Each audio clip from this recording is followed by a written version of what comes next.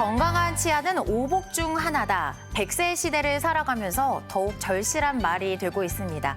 하지만 내 자연 치아를 사용할 수 없는 순간이 오고 이런 경우 선택하는 게 바로 임플란트인데요. 임플란트, 실패 없이 잘 활용하고 관리하는 방법. 손동국 치주과 전문의와 함께 자세히 살펴보도록 하겠습니다. 원장님 어서 오십시오. 안녕하세요. 네, 반갑습니다. 먼저 원장님께서는 임플란트를 하셨는지 좀 궁금하고요. 그리고 치과 의사는 평소에 치아 관리를 어떻게 하시는지 혹시 그 비법이 있다면 뭐가 있을까요? 제가 이제 임플란트를 아직 치료받지는 않았는데요. 네. 제가 잇몸 관리를 전공한 치주과 전문의잖아요. 이 임플란트를 하지 않을 수 있는 이 치주과 전문의들의 관리 방법을 좀 알려드릴게요. 치주과에서 이제 강조하는 방법은 이 칫솔질부터 말씀을 드리면 한 번을 하더라도 여러 번 닦는 게 중요한 게 아니고요. 한 번을 하더라도 제대로 긴 시간을 들여서 정확하게 꼼꼼하게 닦아주는 걸 말씀드리거든요. 방 청소를 생각을 해보시면은 대충 여러 번 청소한다고 해도 안 닦이는 부분은 계속 안 닦이잖아요. 맞아요. 칫솔질도 마찬가지거든요. 또 칫솔질을 해결할 수 없는 부분이 있어요. 치아 사이 부분인데 그런 부분은 이제 치간 칫솔, 치실, 워터픽 이런 구강 보조 용품이라고 하는데 이런 용품들을 사용을 해서 관리를 하면 좋고요. 또 자기가 아무리 잘 닦아도 치과에서 또 기구를 사용해서 닦을 때 그렇게 해야지만 닦이는 부분들이 있거든요. 스케일링 주기적으로 받는 것도 강조하고 싶습니다. 맞아요. 구석구석 닦기가 생각보다 쉽지 않은 것 같습니다. 자, 치아가 상하고 빠졌을 때 선택하는 게 이제 바로 임플란트이거든요. 임플란트는 선생님 보셨을 때 꼭 필요한 걸까요? 임플란트가 뭔지 좀 말씀을 드리면요. 이 치아를 대체하는 치과 치료 방법인데요. 잇몸 뼈에다가 이 고정체, 금속으로 된 고정체를 심어서 뿌리 역할을 하게 하고 단단하게 고정이 되면 이 치아 머리 역할을 하는 보철물을 연결을 해서 쉽게 하는 치료 방법이거든요. 이게 임플란트가 발명된 게 1965년인데요. 오, 꽤 오래됐네요. 네, 1965년에는 이 대한민국 평균 수명이 57세였어요.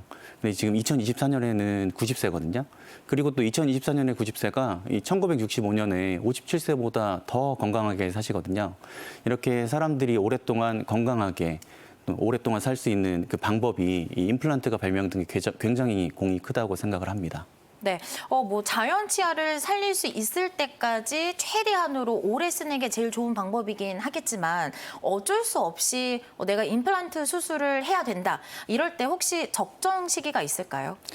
이를 뺄 수밖에 없을 때에는 제가 강조드리고 싶은 거는 이 적절한 치료 시기라는 건 연령에 상관없이 바로 지금이라고 말씀을 드리고 싶은데요. 네. 치아를 보존할 수 있으면 최대한 보존하는 게 좋겠지만은 뺄 수밖에 없을 때는 너무 버티게 되면 상황이 점점 악화가 되거든요. 아무래도 치아에 염증이 있다 보니까 빼는 걸 텐데 계속 버티면 그대로 있는 게 아니라 염증이 점점 커지게 되고 그 자리에 임플란트를 심을 때 자기 뼈가 아니라 그 자기 뼈가 점점 없어지게 되니까 이 임플란트의 수명에 영향이 갈 수밖에 없거든요. 또 이 빈자리를 치료를 하지 않고 상실된 채로 놔두게 되면 주위에 있는 치아들이 그 자리로 밀려 들어와서 주위 치아들의 수명에 영향이 생기고 또 상실된 부위 반대쪽으로 보통 많이 씹으시게 되는데 그 부위만 또 계속 쓰다 보니까 거기가 또 망가져서 전체 치아를 다 발치하게 되는 일도 생기거든요. 전체 임플란트라고 하는데요. 네. 호미로 막을 일을 가래로 막을 일이 생기는 거죠. 제가 환자분들한테 계속 강조를 드리는 게 오래 쓰는 임플란트라는 건 바로 오늘 하는 임플란트다 이런 말씀을 많이 드립니다. 필요하다면 지금 당장 빨리 하는 게 제일 좋은 거다. 자, 임플란트 수술 굉장히 종류도 다양하고요. 새로운 방법들이 많이 늘어나고 있다라고 들었거든요. 대표적인 임플란트 수술 방법 어떤 게 있을까요? 크게 두 가지로 말씀을 드릴 수가 있는데요. 절개하고 하는 임플란트, 절개 임플란트, 또 무절개 임플란트 이렇게 두 가지거든요. 절개 임플란트의 경우에는 장단점이 있는데 아무래도 절개를 하다 보니까 임플란트 수술 후에 멍 붓기, 통증 이런 것들이 많을 수밖에 없고요. 대신에 임플란트 수명이 중요한 이 뼈이식 부분에서는 제대로 충분히 뼈이식을 해줄 수 있다는 장점이 있고요. 무절개 임플란트는 장점도 있지만 뼈이식 부분에서는 좀 취약하거든요. 이런 점들을 이 장단점을 이제 조합을 해보면 최근에는 저는 3최소 임플란트라는 걸 강조를 하는데요. 컴퓨터 영상 분석을 정확하게 해서 이 3최소 임플란트를 진행하는 걸 강조드리고 3최소 임플란트는 최소 절개, 최소 발치, 최소 식립, 최소 임플란트 식립을 뜻하는 거거든요. 어느 부위에 뼈 이식을 해야 되고 어떤 치아를 꼭 발치해야 되고 이런 걸 선별을 해서 정확하게. 네네 최소한으로만 절개하고 뼈 이식을 하고 꼭 필요한 치아만 발치하고 최소한으로만 임플란트를 식립한다 이런 뜻입니다. 그렇군요. 보통 임플란트를 하면 잇몸 속을 이렇게 뚫고 나서 임플란트 지지대를 심게 되잖아요. 만약에 잇몸 뼈가 약해져서 임플란트 수술이 좀 어려운 경우에는 어떻게 하나요? 이 뼈 이식 방법을 통해 가지고 임플란트 심으면서 또 뼈 이식도 동시에 진행을 하는데요. 과거하고는 좀 다른 점이 과거에는 이 치아 발치 그리고 뼈 이식, 임플란트 식립을 차례차례 순차적으로 진행을 하다 보니까 치료 기간이 뭐 1년까지도 길게 걸리는 경우가 많았는데 1년까지도 걸리는군요. 네.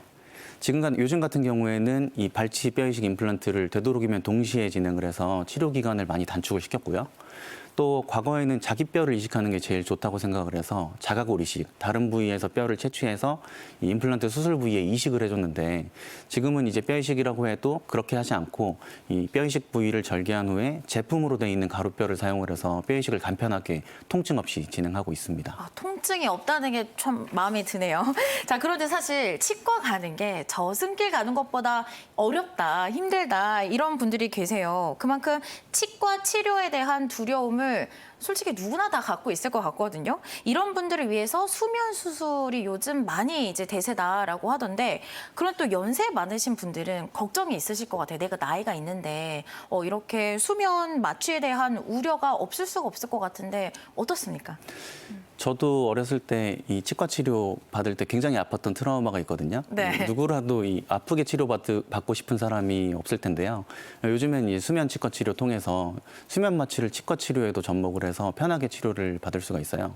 이 공포증이 많이 심하신 분들도 있지만 또 치료 여러 개 임플란트 해야 되는 분들도 있고 또 아무리 치과 마취해도 국소 마취 잘 안 되시는 분들도 있고 치과 치료만 받으면 굉장히 구역질 심하신 분들도 있거든요. 이런 분들이 수면 마취 도움을 받으시면 편하게 치료 받으실 수가 있고요.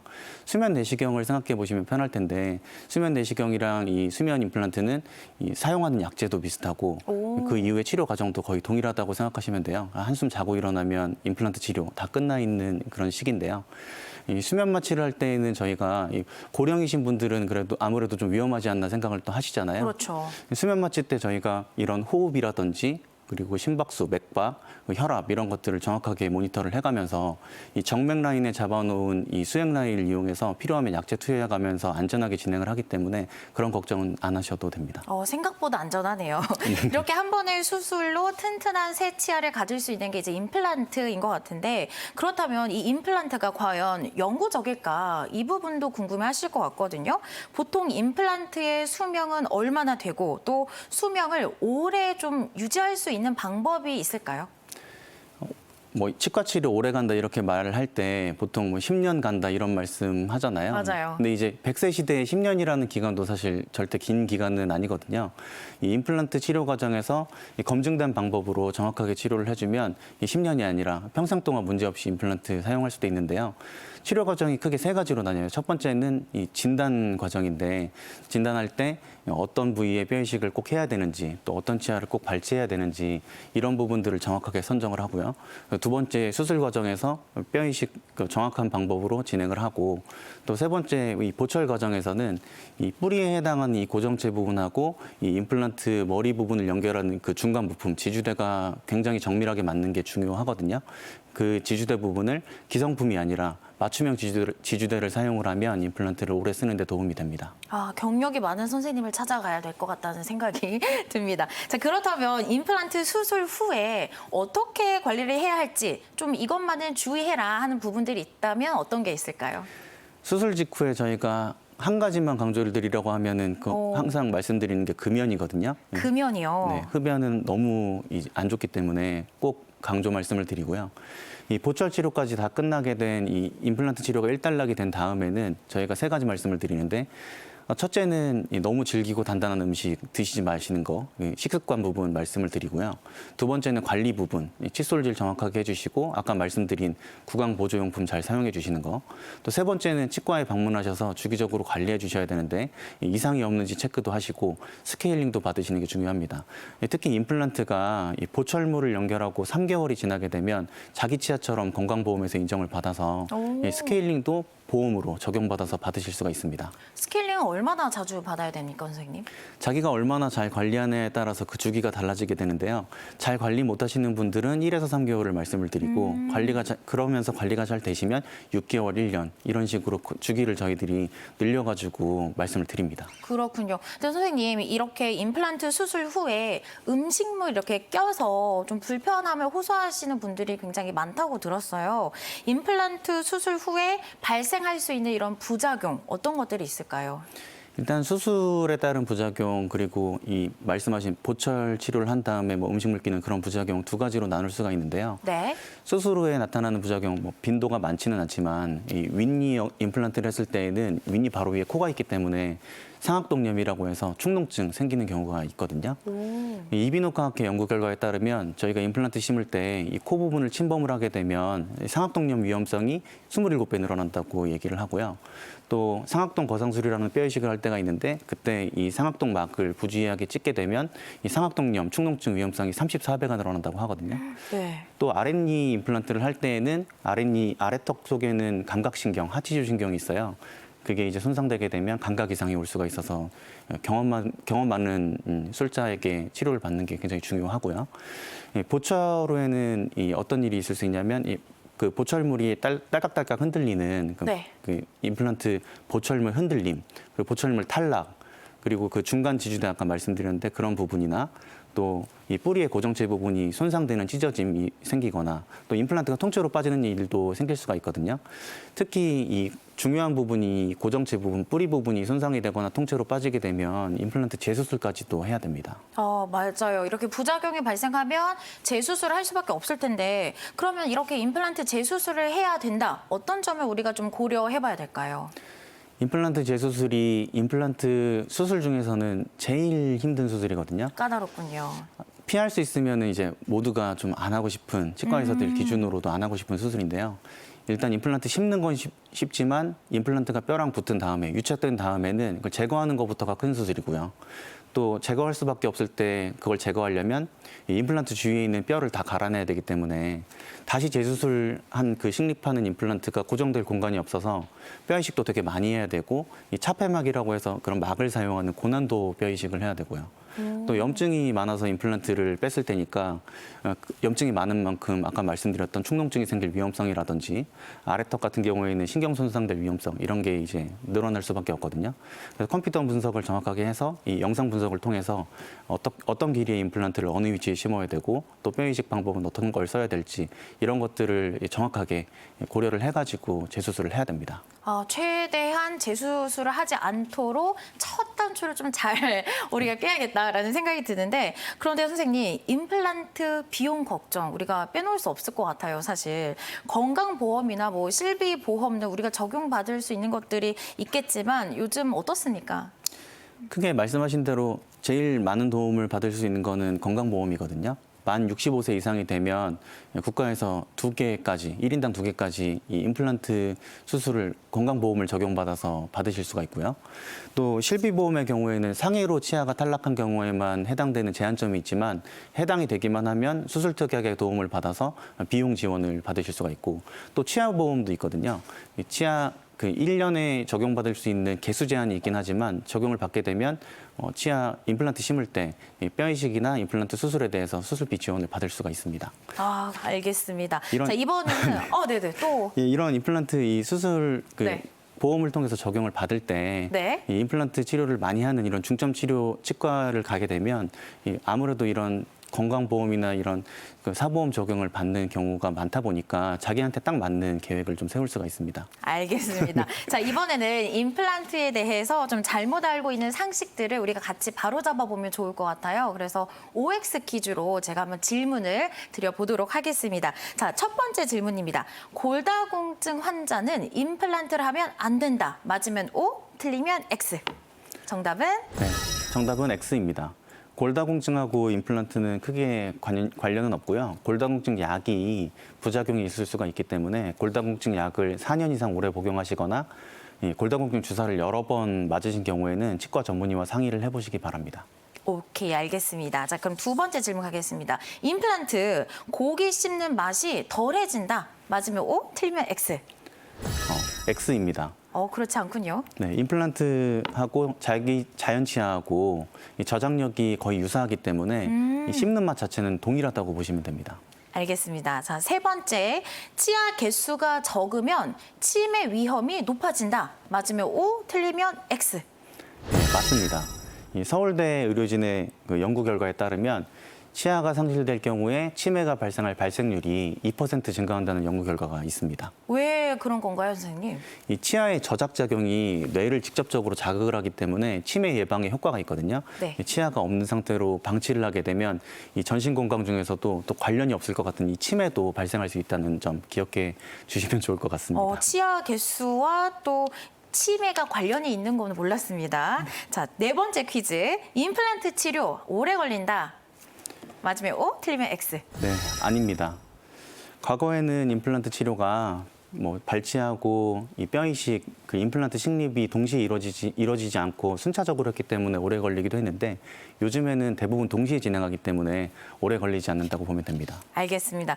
저희 방송을 보셨으면 다음 퀴즈는 모두가 맞추실 수 있을 것 같은데요. 자, 다섯 번째 퀴즈입니다. 임플란트 수술 하루 만에 끝날 수 있다. 맞으면 O, 틀리면 X. 아닙니다.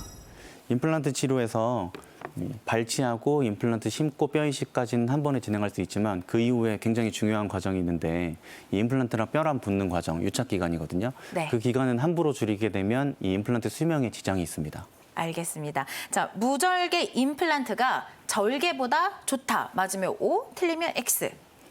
X입니다. 무절개 아니군요. 임플란트하고 네. 무절개 임플란트하고 절개 임플란트가 장단점이 있고 무절개 임플란트는 이 뼈 이식 부분에서는 좀 취약한 점이 있기 때문에 꼭 그게 좋다고 말씀드릴 수는 없습니다. 그렇지만 요즘에는 어떤 시술을 더 많이 하시나요? 저 같은 경우에는 이제 임플란트를 한 번에 여러 개 심는 수술을 많이 하다 보니까 그런 경우는 보통 절개 임플란트를 하는 게 치료 결과가 훨씬 더 좋거든요. 네. 저는 절개 임플란트를 더 많이 합니다. 알겠습니다. 자, 마지막입니다. 임플란트 통증이 심하다. 맞으면 O, 틀리면 X. 맞습니다. 네. 임플란트도 아무래도 수술이다 보니까 통증이 있는데요. 이 수면 마취하고 임플란트를 싣게 되면 훨씬 더 편하게 할 수 있습니다. 역시 통증을 피할 수가 없네요. 자, 지금부터는 건강한 치아 관리를 위한 솔루션 시간입니다.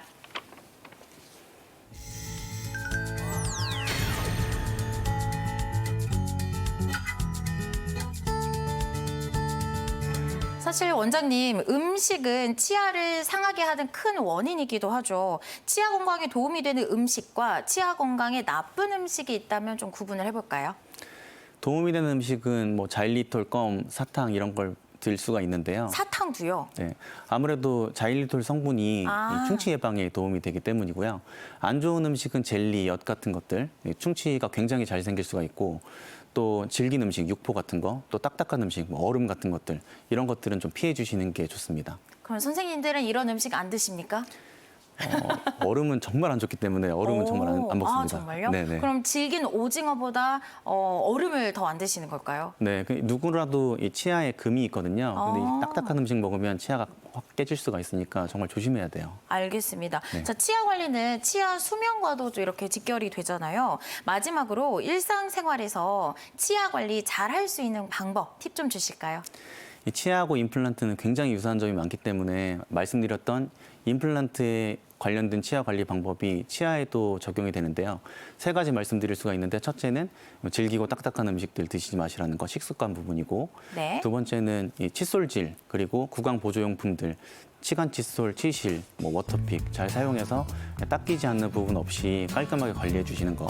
세 번째는 주기적으로 치과 방문하셔서 자기가 스스로 닦을 수 없는 부위들은 기구로 스케일링 해주시는 거. 이렇게 세 가지를 강조를 드리고 싶습니다. 네, 다음에 기회가 된다면 한번 칫솔질도 알려주시면 참 좋을 것 같습니다. 네. 네, 아무리 뛰어난 기술이라 할지라도 원래 내 치아를 온전히 대신할 수는 없겠죠. 손상되기 전 올바른 치아 관리와 검진으로 건강한 치아를 지키는 것이 무엇보다 중요하겠습니다. 더불어 임플란트 수술이 필요한 경우라면 경험이 많은 전문의와 충분한 상담 후 안전하게 진행하시길 당부드립니다.